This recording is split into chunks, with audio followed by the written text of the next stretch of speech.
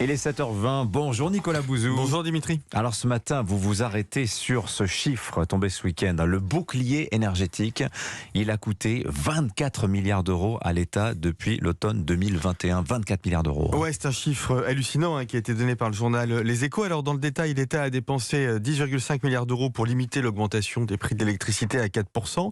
La baisse de la fiscalité sur le carburant a coûté 7,5 milliards d'euros. Le dispositif d'ailleurs est monté en charge depuis septembre avec la ristourne à 30 centimes désormais. Et puis le gel des prix du gaz a coûté 6 milliards d'euros à l'État. Alors la stratégie française, elle a sa logique. Elle consiste à transférer l'inflation vers la dette publique. Et cette stratégie, elle fonctionne en matière de soutien au pouvoir d'achat immédiat, puisque l'inflation a légèrement reculé au mois d'août. Elle est passée de 6,1 à 5,8%. Et puis elle est beaucoup plus faible en France que dans les pays qui nous environnent, 9,1% dans la zone euro par exemple au mois d'août. D'après une étude récente de l'INSEE d'ailleurs, les mesures gouvernementales ont permis de limiter pour les ménages de près de 50% la hausse des prix du gaz et de 30% les prix de l'électricité. Bon, le bouclier tarifaire, il atteint son but, limiter l'inflation. Alors, c'est la question maintenant, est-ce que ce bouclier va être prolongé au-delà du 31 décembre? On n'y voit pas très clair. Non, on n'y voit pas très clair. Le gouvernement hésite et on comprend qu'il hésite parce que cette stratégie du bouclier tarifaire, si elle a permis de limiter l'inflation et de soutenir le pouvoir d'achat, elle a donc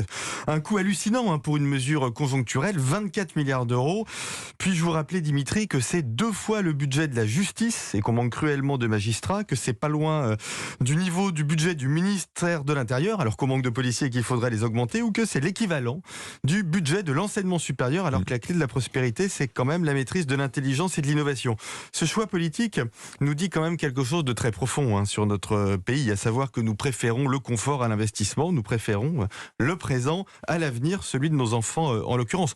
On aurait pu faire autrement, laisser les prix libres et concentrer les aides sur les plus fragiles avec des chèques, ou en tout cas un mélange de ces deux politiques. J'espère d'ailleurs et je pense que c'est cette voie plus sage qui sera choisie après le 31 décembre. Le coût du bouclier tarifaire, Nicolas, pour résumer, c'est celui de la protection des Français. Absolument, Dimitri, mais je voudrais quand même vous dire deux choses. Première remarque, nous sommes dans un pays incroyablement solidaire, il faut le rappeler. Crise après crise, l'État français mutualise les difficultés des Français.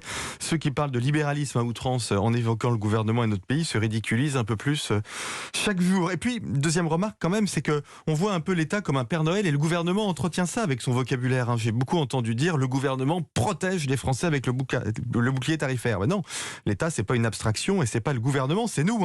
Le bouclier tarifaire, ça n'est pas un cadeau du gouvernement, mais c'est un cadeau des futurs contribuables, notamment nos enfants, à tous ceux qui ont la chance de vivre en France en 2022.